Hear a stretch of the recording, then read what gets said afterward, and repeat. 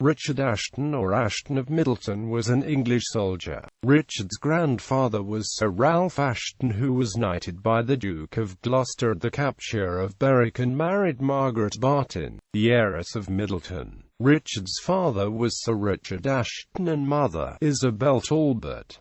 Flodden and the Flodden Windows. Richard raised a company of archers to fight at the Battle of Flodden in 1513 from Middleton, near Manchester. An heraldic visitation in 1533 by Clarence, King of Arms Thomas Benold, noted that Richard had captured the courtier John Foreman, Sergeant Porter James IV of Scotland, and Alexander Burnet, Sheriff of Aberdeen, at Flodden. John Foreman was taken to Berwick upon Tweed, where he identified the body of James IV of Scotland. Richard continued the rebuilding the parish church of St Leonard's at Middleton. He commissioned the Flodden windows depicting himself and his wife, and 17 captains of the archers, and the priest Henry Taylor, who blessed them before the battle, commemorating them each by name in stained glass.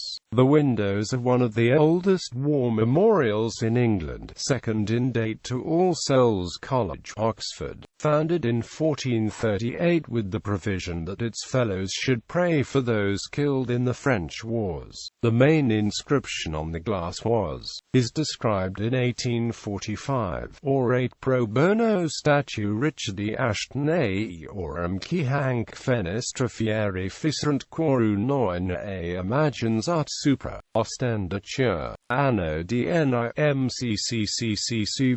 meaning, pray for the well-being of Richard Assheton and those whose names and images they caused to be made in the window shown above. 1515. As there was no X in the painted date, it has been argued that the window dates from the decade before Flodden, and commemorates a religious confraternity of archers. The legible names included Henry Castalia, Richard Kylw, Hugh Chetham, James Gerard, John Pilkington, Philippe Warburton, William La, John Scalafede, William James Taylor, Roger Blomley, Christopher Smythe, Henry Whitaker, Robert Prestwich, and Richard Bexwick. The window is described in a 17th-century poem to Lancastrense by Richard James c.